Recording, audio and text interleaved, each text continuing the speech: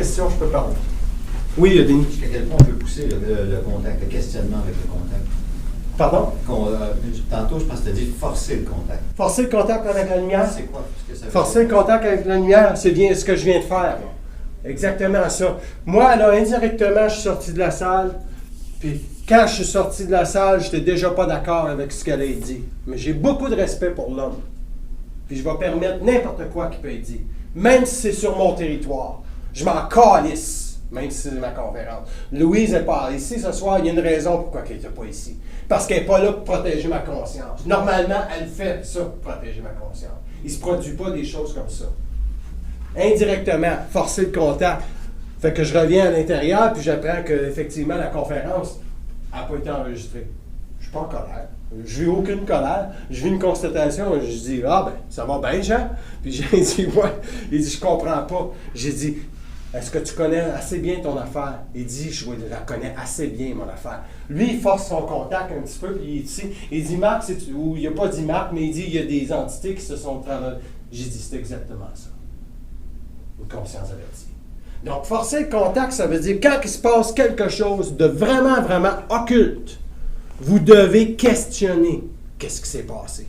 La lumière est obligée de vous répondre. Dans ce temps-là, ça dénonce le mensonge. Okay? Indirectement, c'est ça, forcer le contact. Vous ne pouvez pas vous faire couper un bras et pas poser une question. Nous autres, ça, c'est, je le mets at large, mais vous ne pouvez pas indirectement faire l'amour à votre femme puis penser à quelque chose d'autre. Ça veut dire qu'indirectement, vous êtes astralisé. Puis forcer le contact, ça veut dire que l'astral va toujours vouloir pénétrer votre conscience. Ils sont mandatés pour pénétrer votre conscience parce qu'ils ont un taux vibratoire plus faible que vous autres, puis eux autres, ils s'accrochent à qu'est-ce qu'ils peuvent s'accrocher. Puis même si c'est au point de vue technique, ils vont le faire. Fait que si vous allez sur Internet, vous allez voir que dans un email, il y a beaucoup d'astralité souvent. Si les gens ne sont pas capables d'avoir la plus haute valeur qui soit sur Terre entre les hommes, qui est le respect. Si vous n'êtes pas capable d'avoir ça, vous allez vous faire astraliser dans un contact avec un email. Aussi simple que ça. Au Québec, on a la grande opportunité de pouvoir avoir un langage qui dit le vous et le tu. Puis en anglais, ils n'ont pas nécessairement ça. En français, la beauté de ça, c'est que tu peux utiliser le fou, le vous, dans une plus grande forme de respect pour l'homme. Alors que tu utilises trop souvent le tu pour des raisons tout simplement égoïques. On vous voit les gens tout simplement parce qu'on respecte la vibration. Et on tutoie les gens parce qu'on pense que Tikkun peut connaître tout le monde. Donc, on s'approprie beaucoup plus l'ego de l'autre au lieu de tout simplement lui permettre d'être en vibration ce qu'il est. Moi, je vais toujours permettre aux individus d'être en vibration ce qu'il est. Si leur vibration est astrale, je m'en calisse. Je vais le corriger à un moment donné. Je peux le corriger. J'ai le mandat de corriger. Pourquoi que j'ai le mandat de corriger? Parce que la lumière ne peut pas me raconter de mensonges. Elle n'a jamais raconté de mensonges. Mais qui raconte les mensonges, vous pensez? Un ange va vous raconter des mensonges. Une conscience moins éveillée va vous raconter un mensonge. Un channeling, quelqu'un qui fait du channeling, il va vous dire, ben vous êtes l'entité réincarnée de Darth Vader, supposons de Star Wars. T'sais. Ça peut être aussi débile que ça, puis la personne peut le croire. Elvis Presley, le Dalai Lama. Krishnamurti a dit « Mange la marde, je suis pas le Dalai Lama ». Ils l'ont brainwashé, il était tout petit, il était le prochain Bouddha, là, puis il a grandi, puis il a grandi. Il a dit « Mangez de la marde, je sens pas que je suis le Dalai Lama, je m'en vais aux États-Unis ». C'est comme ça, forcer le contact. Faut que tu forces qu'est-ce qui descend en toi. Dans le sens que si tu fais une colère, puis ta colère, tu n'es pas capable de la descendre. Moi, la question était bonne, Denis, tantôt, tu dis on se sent un peu comme, je sais pas, c'est... Frustré. Bon. Mais quand je t'en ai fait le tour du bloc, là, tabarnak, j'ai pas eu besoin de renverser rien. J'étais tout seul avec ma conscience, avec eux autres. Puis je voyais toute la astralité qui était en train de se jouer.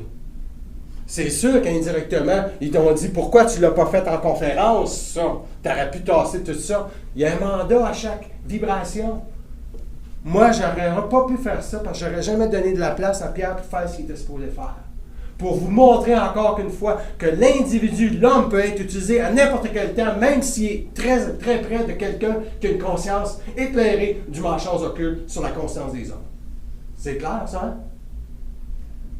Toi, tu peux être utilisé envers elle pour la détruire, puis elle peut être utilisée indirectement, mais c'est pas propre à la femme d'être utilisée par les forces de la noirceur pour démolir l'homme. Parce que c'est l'homme qui est responsable du couple. Donc, il devrait toujours être capable de voir qu'est-ce qui se passe dans sa femme.